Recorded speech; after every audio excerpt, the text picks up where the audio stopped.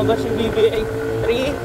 Ganyan siya kataas, ang lakas, diba? Mga chong, ite-testing natin yung NMAX Turbo para sa town and commuting, or ito yung tinatawag na city driving.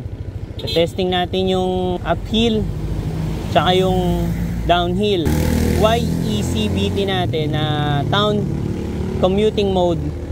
Etong YECBT ni Yamaha, maganda to, parang ang may cambio. So etong shift na to is downshift talaga siya. So binabalik niya, 'di ba? Usually pag aakyat tayo sa scooter, 'di ba? Pag paakyat nawawala yung power. Titingnan natin kung paano gumagana tong YECBT.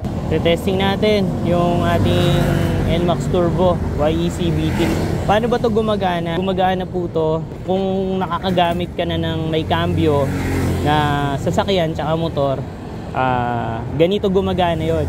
Testing natin. So by the way, yung YECBT natin, hindi siya magpa-function kapag below 15 pataas, makakapag-shift ka. Actually ito ay downshift cambio, di ba? So pag gusto mo ng malakas na power, or di ba sa akyatan, pag mag-aakyat tayo, nagda-downshift tayo, para yung power hindi nawawala. Kasi sa standard po, nawawala yung power pag akyatan na. So testing natin po. Ayan o. Sobra, okay, sobrang ganda. So once na binalik mo yung accelerator niya, yung acceleration or yung throttle, pag binalik mo, mawawala yung kinambyo mo. So ito po, dito tayo sa baba. So ayan, titigil muna tayo. Incline po ito. Pag nag-15 ka, mag-shift ka. 1, makita mo dun sa indicator. 2, ayan, makita nyo, lumabas yung BBA. 3, ganyan siya kataas, ang lakas, di ba? So nakakatuwa siya. Ayan, di ba nabitin ka? Nabitin, ang lakas pa rin niya, nabitin. So, grabe. Pag nabitin ka ng ahon, di ba nabitin yung sinusundan mo, pwede ka mag-shift. So tandaan nyo kapag below 15 kph, hindi ka makakapag-cambio or hindi ka makakapag-downshift. Yun po yun.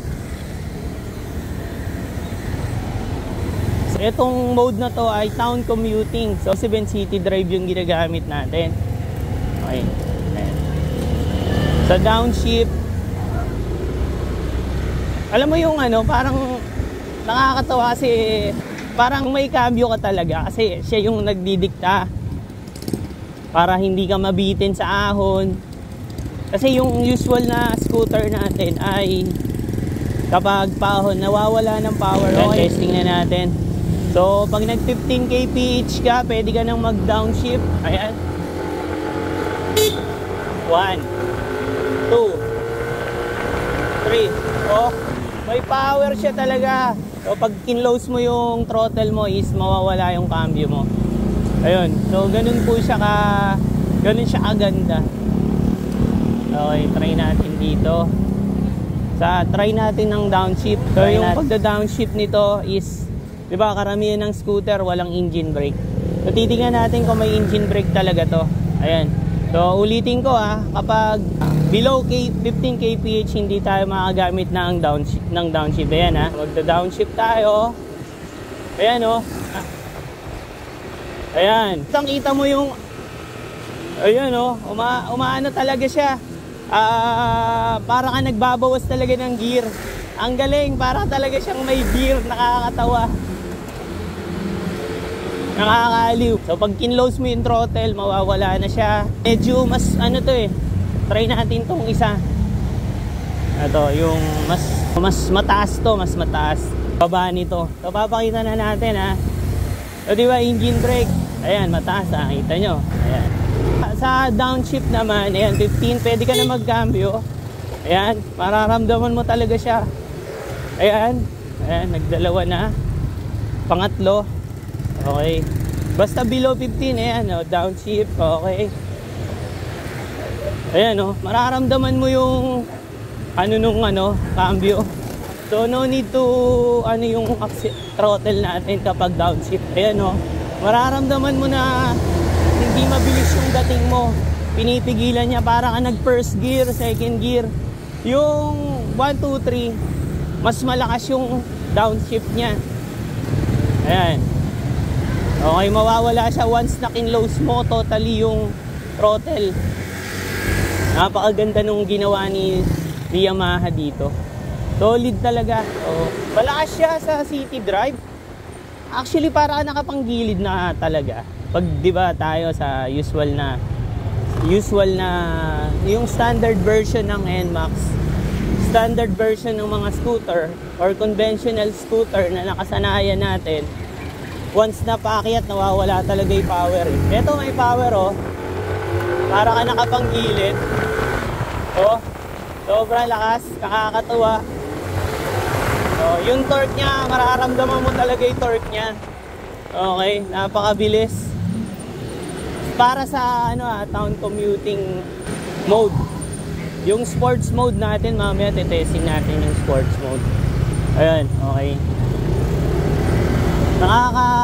Nakakatuwa siya kasi pwede palang gawin sa scooter yung magkaroon ka ng parang nararamdaman mo na cambio.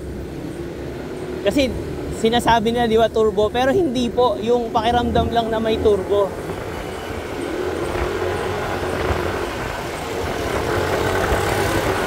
Malakas siya. Nakakatuwa siya dahil kasi hindi ko sa pinopromote etong nabili kong NMAX Turbo. Nabili ko, hindi po ako nagpo-promote. Pero iba talaga yung pakiramdam niya kapag may lakas ng torque niya.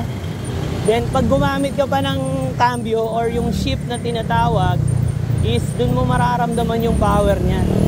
Nakakatuwa dun sa downhill kanina, di ba, engine brake. Usually kailangan natin ng engine brake lalo na sa mga scooter, mahina engine brake. Pero dahil ginamit natin yung cambio or yung downshift natin, is parang nagkaroon ka ng cambio, yung engine brake mo, ang ganda.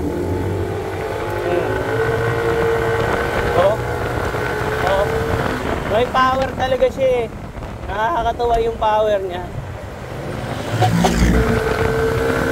Grabe! Lakas sa ahon!